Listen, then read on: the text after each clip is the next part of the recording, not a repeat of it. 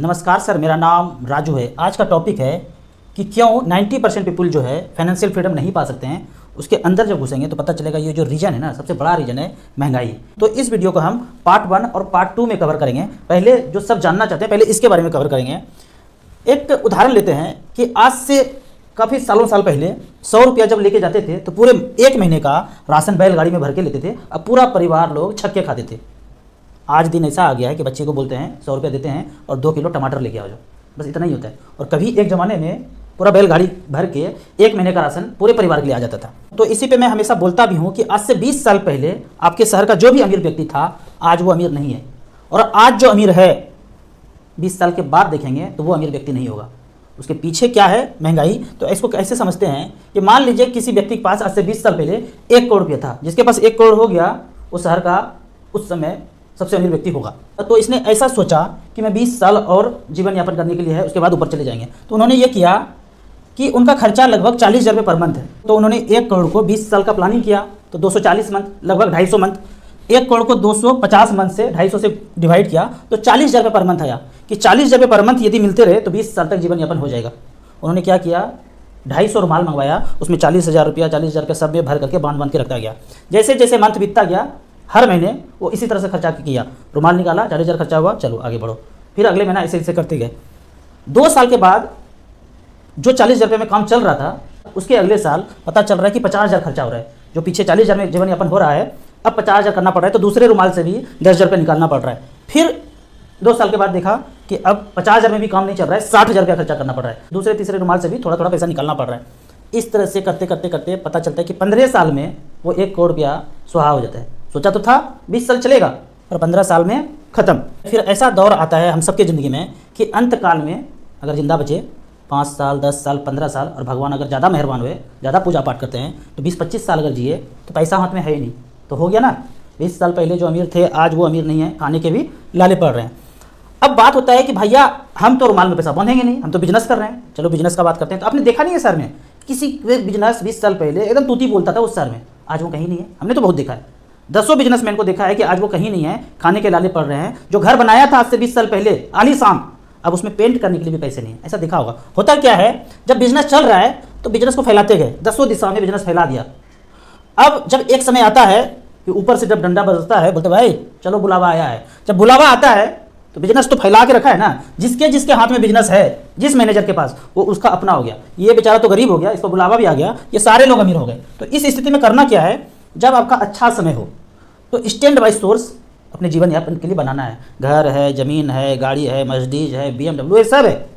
लेकिन एक सोचो कि एक समय में सब अचानक से चला जाए, तो एक स्टैंड बाई सोर्स होना चाहिए जहां से आपको जीवन यापन करने के लिए किसी से मांगना ना पड़े। इसके लिए मात्र 10% जितना भी प्रॉफिट हो रहा है बिजनेस से सबसे, उसका 10% आप राइट डायरेक्शन में पैसा इन्वेस्ट कीजिए। और अगर राइट डायरेक्शन का बात करें तो धरती पर अभी तक मचमच फंड से अच्छा कोई ऑप्शन नहीं है। और उसमें भी SWP, वहाँ से पेंशन लेंगे तो कैसे लेंगे इसका एक लाइव रिकॉर्ड दिखाते हैं। यहाँ पे मैंने सेलेक्ट किया है बैलेंस कैटेगरी। StarSIP.in का वेबसाइट लाइव हो गया है। ऐप आने में थोड़ा सा टाइम लगेगा। StarSIP वेबसाइट में जाके आप सारा ये विदाउट लॉगिन किए हुए सब कुछ यूज कर सकते हैं। तो हमने 14 नंबर पे, यहाँ पे सारे कैटेगरी हैं, हमने 14 नंबर को यहाँ पे सेलेक्ट किया है हाइब्रिड एग्रेसिव बैलेंस पैटर्न में। 10 लाख रुपया रखा और 6,000 रुपये पर मंथ लेना शुरू किया। आज 10 लाख रखा और 6,000 रुपये लेना शुरू किया।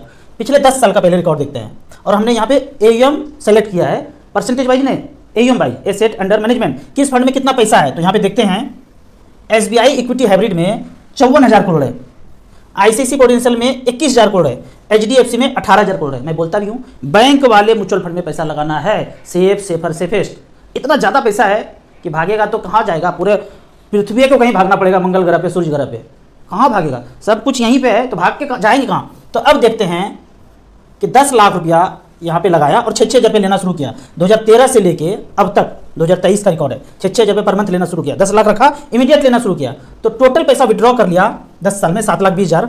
और आज बैलेंस बचा हुआ है 23,70,000। मतलब वो 10 लाख बढ़ के भी 23 लाख भी हो गया और पेंशन तो ले ही लिए 7,20,000। टोटल जोड़ते हैं तो 30,90,000। 10 लाख का जो खाया और जो बचा दोनों को जोड़ते हैं 30,90,000। 14% का रिटर्न मिला है। अगर ICICI का बात करें तो मिलेगा तो उतना ही, 7,20,000 यहाँ भी मिला था, 7,20,000 यहाँ भी मिला था। यहाँ पे बैलेंस बचा है 28,68,000। जबकि HDFC का बात करते हैं तो 26,25,000 बैलेंस बचा है, 15% का रिटर्न है। ये मैंने 10 साल के लिए बात किया। अब हम यहाँ पे नाटक चेंज करते हैं। 10 साल की जगह 15 साल करते हैं और सबमिट कर देते हैं। वही 10 लाख रुपया, वही 6,000 रुपया AUM वाइज, मतलब जिसमें सबसे ज़्यादा पैसा ऊपर। अब यहाँ पे नाटक चेंज हो गया, 6,000 रुपये पर मंथ, 15 साल में 10,80,000 खा लिया, बैलेंस बच गया 21,35,000, रिटर्न थोड़ा कम हो गया 10.95। उसी तरह कौन सा फंड है यहाँ पे, ICIC, इसका बचा 28,70,000, 12% का रिटर्न। HDFC में 14% के रेट से 39,97,000। अब और नाटक चेंज करते हैं, 15 की जगह हम डायरेक्ट 25 साल कर देते हैं और सबमिट कर देते हैं, और AUM वाइज भी सेलेक्ट कर लेते हैं जिसमें सबसे ज़्यादा पैसा है वो ऊपर। अब यहाँ पे देखते हैं कि 98 में 10 लाख रुपये रखा था और 6,000 रुपये पर मंथ लेना शुरू किया, तो 18 लाख वापस ले लिया। लगाया 10 लाख था, 18 लाख उससे ज़्यादा, मूलधन से ज़्यादा खा भी लिए। अब बैलेंस बचा है 60,47,000, 11% का रिटर्न। अगर आदित्य बिरला इक्विटी हाइब्रिड 95 का बात करें, ये भी 98 में किसी ने यहाँ पे झोंका पैसा 10 लाख रुपया, तो 18 लाख रुपया 6,000 रुपये की दर से ले लिए। SWP systematic withdrawal plan 6,000 per month. 2023 तक अब तक 4,67,00,000 रुपया बैलेंस बचा है अब, और खाया कितना था, 18 लाख रुपया। बैलेंस कितना बचा है, 4,87,00,000, 19% का रिटर्न इस फंड ने जनरेट करके दिया है, जबकि SBI ने 11% का रिटर्न जनरेट करके दिया है। पीछे बात करें, पीछे अगर कब से कब तक, 98 से लेके 2023 तक। तीसरा फंड कौन सा आता है, UTI हाइब्रिड। यहाँ पे 98 में 10 लाख रखा था, तो 6,000 रुपये लिया, 18 लाख ले लिया, 1,30,00,000 बैलेंस बचा हुआ है, दोनों को जोड़ते हैं तो 1,48,00,000, 14% का रिटर्न यहाँ पे जनरेट करके दिया है। तो इस तरह से स्टैंड बाय पैसा यहाँ पे लगाना है, तो आप महंगाई से हमेशा लड़ते रहेंगे, और टॉप के अमीर आदमी उस शहर में हैं तो आगे भी बरकरार रह सकते हैं, इसका संभावना है। नहीं बरकरार रहें, कोई मतलब नहीं कि टॉप रहें, क्या रहें नहीं रहे, उससे मतलब नहीं है। हमें अपने जीवन यापन करने के लिए कुछ कुछ पैसे हैं वो आना चाहिए। वो अमीर हो गया, वो अमीर गया, उसका घर के बगल में बड़ा बिल्डिंग बन गया, ये सबसे दुखी नहीं होना है। हमें जीवन यापन करने के लिए पैसा मिलना चाहिए, उसी में हमको संतोष है। अब ये सब तो हुआ पार्ट 1। अब पार्ट 2 का बात करते हैं। ये महंगाई वर्ड पहली बार कहाँ से आया होगा धरती पे? जब भगवान ने धरती बनाया होगा तो उसी समय से तो महंगाई नहीं आया होगा, महंगाई कहीं से आया होगा। चालबाजी देखते हैं। अब इस चालबाजी को अगर समझना है पार्ट 2 में, तो 10,000 साल पहले एक राजा हुआ करता था। वो राजा बोलते हैं, इस टापू पे, एक टापू है, चारों तरफ समुद्र ही समुद्र है, बोलते हैं तुम सब लोग हमारे प्रजा जो भी काम करके आओगे, और वो काम अगर अच्छा हुआ, हमारे अनुयायी देखेंगे अच्छा हुआ, तो एक काला पत्थर देंगे, और उस काला पत्थर से सारा ट्रांजैक्शन यहाँ पे कर सकते हो, आपका जीवन यापन होगा। काला पत्थर दोगे 1 किलो आम मिल जाएगा, काला पत्थर दोगे लीची मिल जाएगा, काला पत्थर दोगे बैलगाड़ी से यहाँ तक वहाँ पहुँचा देगा, काला पत्थर दोगे इंटरटेनमेंट कर देगा। इस तरह से करके शादी ब्याह में कुछ करना है, टेंट लगाना है, तंबू गाड़ना है, जो करना है, काला पत्थर दोगे सब काम होगा। सारे जीवन यापन करने के लिए काला पत्थर, लेकिन बदले में काला पत्थर हम देंगे, कोई शर्त नहीं है, कुछ ना कुछ काम ऐसा करना पड़ेगा कि इस टापू को स्वर्ग बनाना पड़ेगा। राजा ने ऐसा नियम बना दिया, सब लोग उसमें लगे हुए हैं। फिर राजा चले गए, राजा का बेटा आया, वो भी इसी प्रथा पे चलते रहे, नियम कानून पापा जी ने बना दिया था, चलते रहे। फिर ये बेटा, ये बेटा, ये बेटा, उनका बेटा, उनका बेटा, इस तरह से करते गए। ऐसे करते करते करते करते वो टापू जो है सोने की चिड़िया बन गई भाई। फिर एक बेटा जन्म लिया, बोला मैं जो बेटा जन्म लिया हूँ ना, वो सबका बाप हूँ। पीछे जितना राजा बाजा हो गया, हट बंद करो सब नियम कानून, ये सब नहीं चलेगा कि काम करके आओगे, देखूंगा, पत्थर दूंगा, सब नाटक बंद, ये सब नहीं होगा, कोई देखेगा नहीं, निगरानी फिगरानी कुछ नहीं, हटाओ सब, सारा पत्थर वापस करो। गांव का सारा पत्थर, टापू का सारा पत्थर, काला पत्थर अपने पास रख लिया। राजा फिर मीटिंग बुलाया, बोला कौन कौन व्यापारी है, कौन कौन बड़ा बड़ा काम करता है, उसको हम कर्जा देंगे। ये कर्जा, कर्जा क्या है, ये कर्जा, ये वाला टी। तो राजा ने 10 आदमी को चुना, बोला आप व्यापारी करोगे, व्यापार करोगे, आम बेचो, लीची बेचो, टेंट गाड़ो, बाजा बजाओ, जो भी करना है, ये 10 आदमी। तो पहली बार इस 10 आदमी को 100 काला पत्थर दिया।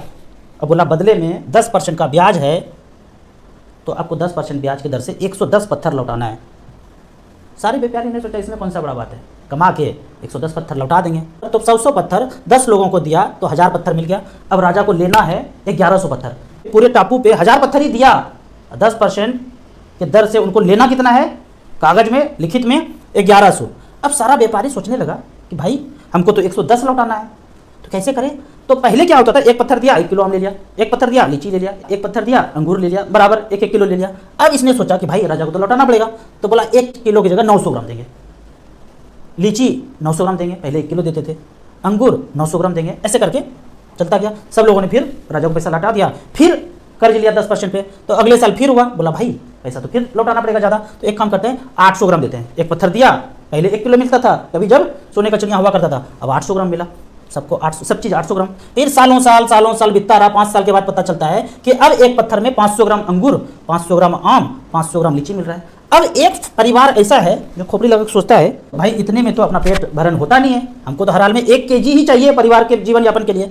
तो 2 पत्थर बेचारे को देना पड़ रहा है, वो कमा के ला रहे हैं, उनको 2 पत्थर देना पड़ रहा है। पहले किसी ज़माने में 1 पत्थर में ही इसका परिवार चल रहा था, अब 2 पत्थर देना पड़ रहा है। अब सालों साल बीतता गया, अब उस 1 केजी अंगूर के लिए 100 पत्थर देना पड़ रहा था। कभी ज़माने में 1 पत्थर में काम चल जाता था, अब 100 पत्थर देना पड़ रहा था। आज के डेट में भी देखेंगे 1 किलो आम खरीदने के लिए 100 रुपया देना पड़ता है। हमारे दादाजी परदादाजी कहते हैं कि 1 रुपया में 1 किलो आम लेते थे। तो चालबाजी यहाँ पे ये है, किसी एक का लालच, राजा का बेटा जो इसने कहा हम सबका बाप हैं, सडौन, एक आदमी का लालच, सबसे टॉप में जो एक आदमी को है उसका लालच पूरी दुनिया के लिए महंगाई का सबब बन गया है। पूरी दुनिया का हम सब उसके लिए काम करते हैं, उसके लिए काम करते हैं। अब टापू का सारा लोग राजा के लिए काम करता है, राजा को भी आ जाएगा, राजा को भी आ जाएगा। पहले ऐसा था नहीं। तो ये महंगाई का चक्कर ना, बड़े बड़े इंग्लिश मीडियम में पढ़ के आएंगे, सब कुछ करेंगे, पर ये जो बात है ना, इसको समझने के लिए, जानने के लिए धूप में बैठिए, 700 ग्राम फल खाइए धीरे धीरे। बाहर की दुनिया में नहीं देखना है, अंदर झाँकना है। अंदर घुसेंगे, सोचेंगे तो चालबाजी समझ में आएगा कि ये महंगाई क्या है। अभी फिर से एक गहराई में समझते हैं कि 10 लोगों को 100 पत्थर दिया, 10 ही लोग था मान लो टापू पे, वही 10 लोग था, 100 पत्थर दिया और बोला 110 पत्थर लौटाना है। तो इस 10 बंदे में आपस में कुछ ऐसा लेन देन करेंगे कि 110 राजा को लौटाना है। तो ये बेचारा ईमानदार है, इनोसेंट है, सत्य के रास्ते पे चलने वाला है। अब सबके पास 100 है, तो कुछ ऐसा चालबाजी करना पड़ेगा ये 9 लोगों को कि एक व्यक्ति का 10-10 सिक्का इसके पास, 10-10 पत्थर इसके पास आ जाए। तो 10-10 पत्थर जब आ गया, 9 आदमी के पास 100 तो पहले से है, वो जो भी बिजनेस कर रहे हैं 100 उसके पास है। अब ऐसा कुछ चालबाजी किया कि किसी ना किसी का हड़पने लगा। तो इस इनोसेंट बंदे का 10-10 पत्थर 9 आदमी के पास आ गया, तो 900 पहले से था ही, 90 किसी और का आ गया, तो 990 हो गया। राजा को 990 9 लोग लौटा दिया, उसको गोल्ड मेडल मिल गया, प्राइज भी मिल गया, अनाउंसमेंट भी हो गया, रिंगटोन, टीवी, मोबाइल सब पे, पेपर पे छपने लगा कि ये 9 आदमी ईमानदार, देश की तरक्की करने वाला, ये वो ताम झाम सब हो गया। अब एक आदमी बेचारा, इसके पास 10 पत्थर ही बचा, क्योंकि 10-10 पत्थर तो 9 आदमी में बट गया, 100 पत्थर उसके बाद भी था। अब इस बेचारे के पास 10 पत्थर बचा। इसने सोचा कि भाई ईमानदारी से सत्य के रास्ते पे चलेंगे, किसी को 1 किलो के बदले 900 ग्राम क्यों देंगे, किसी को 1 किलो के बदले 800 ग्राम क्यों देंगे।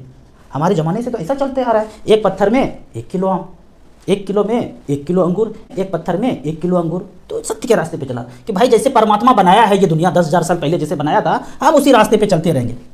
चलते तो रहा। एक समय ऐसा आया कि इसके पूरे परिवार को एक साथ आत्महत्या करना पड़ेगा। एक समय ऐसा आया कि इसके पूरे परिवार को एक साथ सामूहिक आत्महत्या करना पड़ा। तो जितने लोग वर्ल्ड में आत्महत्या कर रहे हैं ना, बोलते हैं ये कर लिया, वो कर लिया, किसान कर लिया, इसका मतलब वो पूरा का पूरा ईमानदार था, सत्य के रास्ते पे चलने वाला था। लेकिन हम सब लोग जो बच गए, किसी में चालबाजी कम नहीं है, और भरपूर चालबाजी बना है, किससे ठग लूँ, किससे ले लूँ, कितना अमीर बन जाऊँ। पर जो जा रहा है वो सही रास्ते पे है। अब घर का सामान एक दिन ऐसा आएगा कि इस बेचारे का घर का सामान नीलाम होगा। क्यों? वही कर्जा क्या है, ये कर्जा। वो राजा को पैसा लौटाना है तो घर पे कर्ज लेना पड़ेगा।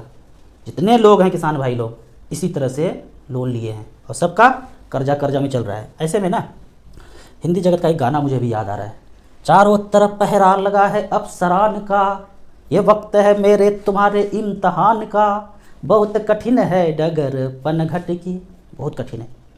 आज से 100 साल पहले दादा परदादा नाना नानी जैसे जीते थे, आज वैसे नहीं जी रहे। क्यों?